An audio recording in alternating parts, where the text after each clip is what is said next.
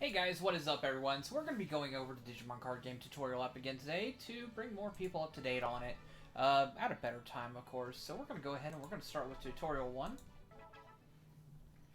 And this is going to show us the basic setup of how to start the game. So battle start. In this tutorial, you'll learn the basics of the Digimon card game. This includes playing Digimon, Digivolving, and breeding stage. So first things first, you put down your 5 security stack, draw your 5 cards, and in the draw phase you'll draw 1 card from your deck. However, the player that goes first can't draw on their first turn. During the breeding phase, you can do one of the following. Place 1 card from your Digi-Egg deck face up in the breeding area. This is called hatching a Digi-Egg. Or move a level 3 or higher Digimon from the breeding area to the battle arena, or do nothing if there's nothing you can do. This time, let's hatch a Digi-Egg. We're going to place 1 Digi-Egg card from our Digi-Egg deck face up in the breeding area. So it looks like we got a level 2 Koromon. Hatched Digimon are level 2. If you later Digivolve them to level 3 or higher, you can move them to the battle area during the breeding phase. So here's our main phase. Digivolving a Digimon causes it to become 1 level higher than it was. Let's Digivolve the Koromon in the breeding area. The Digivolution conditions of the level 3 Agumon in your hand are that it must be Digivolved onto a red level 2 Digimon. It has a memory cost of 0, so Koromon is red and level 2, so it meets these conditions.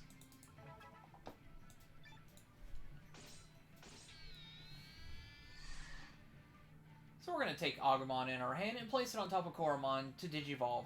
When you do, you get to draw 1 card from your deck as a Digivolution bonus. Try playing Biomon from your hand in order to play the Digimon you have to pay its play cost. Place the Biomon in your hand in the battle area and pay its play cost of 2. In order to pay memory cost, you move the memory counter that many spaces away from your side of the memory gauge. As long as you can pay the memory cost, you can play powerful Digimon level 5 or 6 if you want. So we're going to play that down, and that's going to move it over to the 2. So Digimon played from your hand can attack that turn. They'll have a mark indicating it here on the app. Your turn ends if the memory counter moves to 1 or higher on your opponent's side of the memory gauge. If you use lots of high cost cards, you're giving your opponent more memory to use during their next turn. More of a high risk, high reward situation sometimes.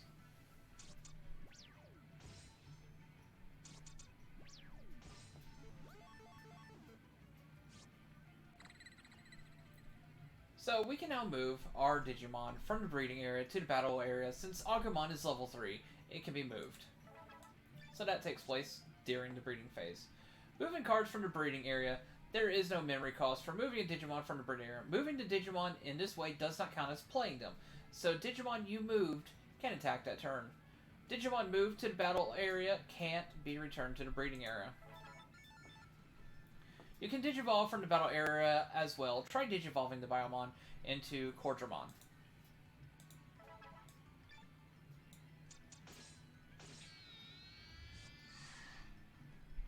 I drew the card for the Digivolution bonus. Take the Cordramon in your hand, place it on top of Biomon, and pay the required memory cost. Draw 1 card as a Digivolution bonus, and Digivolution is complete.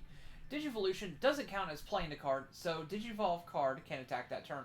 However, if you play Digimon from your hand, then Digivolve it, that card, it still can attack during that turn.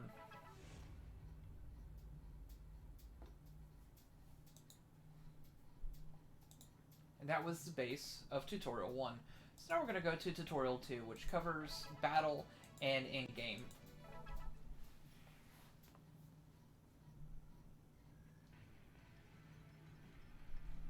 In this tutorial, we'll be going over the basics of battle. Victory conditions. Get rid of all cards in your opponent's security stack, then attack them directly. That's what you should be aiming at for victory. Now then, it's time to attack your opponent. Your attack by taking one of the upright or unsuspended cards and rotating it sideways so that it is suspended. Suspend your Agumon to declare an attack. You can attack your opponent or any of their suspended Digimon. Right now, your opponent doesn't have any suspended Digimon, so you can attack your opponent. So we'll take Agumon, attack their security stack. When you attack a player, you perform a check on one of their security cards. The card revealed was Hammer Spark, an option card. When a card with a security effect is revealed by a security check, the effects activate. Hammer Spark's security effect is gain 2 memory, so memory counter will move 2 spaces to the right, which puts it over, so that ends my turn. If the memory counter moves to 1 or higher on your opponent's side of the memory gauge, it will become their turn once the attack is over. Once the security card activates its security effect, it is placed in the owner's trash.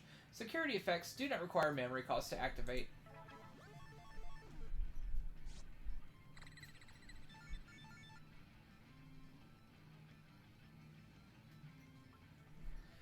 Alright, time to block one of your opponent's attacks. Blocking is defending against one of your opponent's attacks with a Digimon that has the blocker skill. Suspend Cordramon and declare that you're blocking. Using block switches the target of the attack to one with blocker, and the 2 Digimon do battle. Blocking is an important technique to protect your security stack or important Digimon.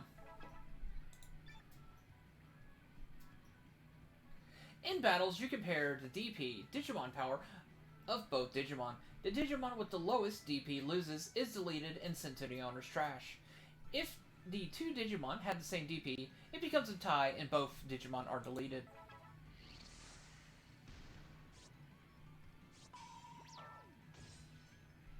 When a Digimon is revealed from the security stack, it becomes a security Digimon and does battle with your opponent's Digimon. If the attacking Digimon loses or battle ends in a tie, it is deleted. Security Digimon are sent to their owner's trash, regardless of the outcome of the battle.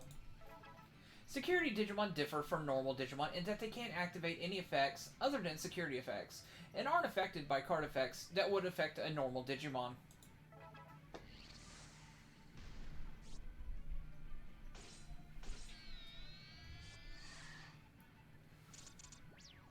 Ooh, that's a big level card. That's giving me a lot of play. Let's hatch a Digi-Egg. Get another Koromon. Digivolve Koromon into Biomon.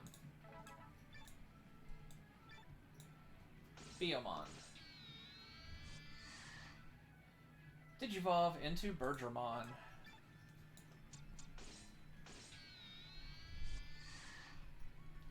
It's time to try out the option card, Shadow Wing. If you're using it from your hand, you activate its main effect.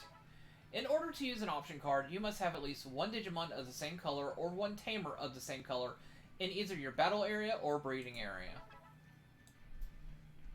So then, Shadow Wing. Main, one of your Digimon gets 3000 DP for the turn. Security effect. All of your Digimon gain security attack +1. This Digimon checks 1 additional security card until the end of your next turn. It is a color red, play cost 1, rarity common.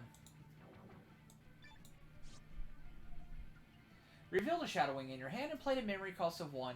Its main effect is one of your Digimon gets +3000 DP for the turn. Target Agumon with this effect.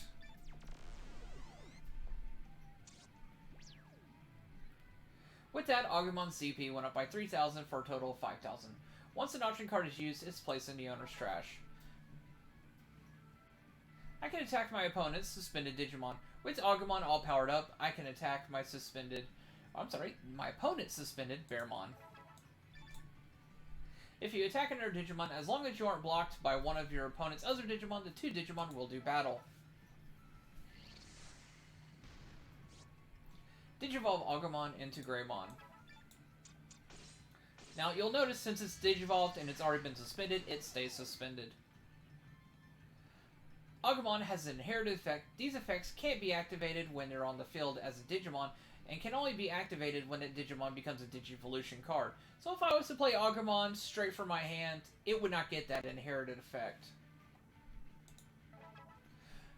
Agumon's inherited effect is your turn, this Digimon gets +1000 DP. So during your turn, Greymon will get an extra 1000. This inherited effect applies even if you Digivolve Greymon again. By carefully choosing Digimon with inherited effects to Digivolve with, you can breed an incredibly strong Digimon. When you want to check a card's inherited effect, tap and hold the card to check its details. That's only in this app. I wish I could do that, just, actually, well, I guess just pick up the card and look at it. You can Digivolve with suspended Digimon, but they stay suspended after Digivolution. play a Tamer card. Ty's Tamer card continuous effect that benefits you as long as they're in play in the battle arena.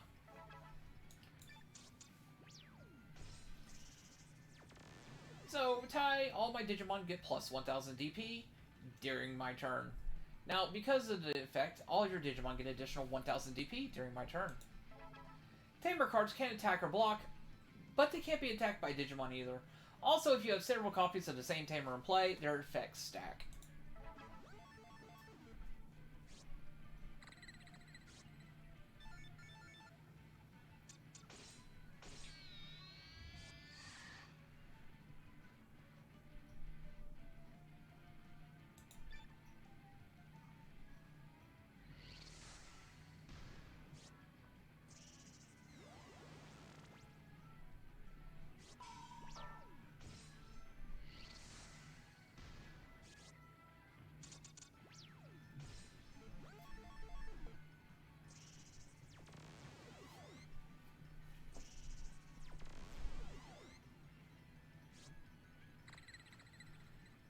This turn, I can't do anything during the breeding phase, so move on to the main phase. I can bring them out, but it won't let me. Digivolve Greymon into Middle Greymon.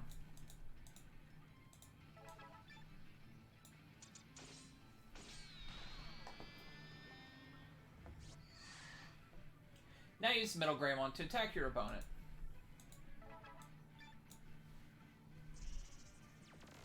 Security +1. This Digimon checks too. But they're having a block. During this turn, declare your passing the turn to your opponent.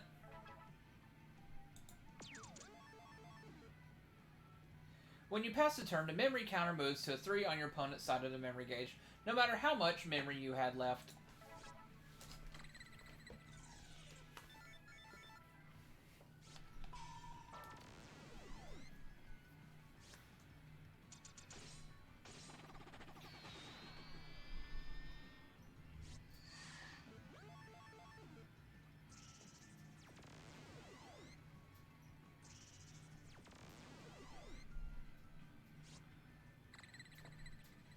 Move Bergermon in the breeding area to the battle area. Now use Middle Greymon to attack your opponent.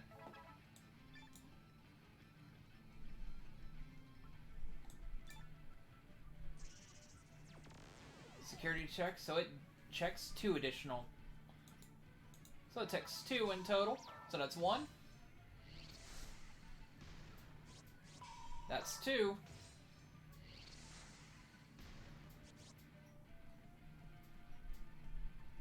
And it's a Digimon you're attacking with is deleted or returned to your hand in the middle of a check. The check ends there. A check will also end if your opponent has no security cards left. So now, they have no security cards left, but I have Bergermon left, so I can attack directly. If you land an attack on your opponent when they have no security cards left, you win the game. And that's the basics of the Digimon trading card game.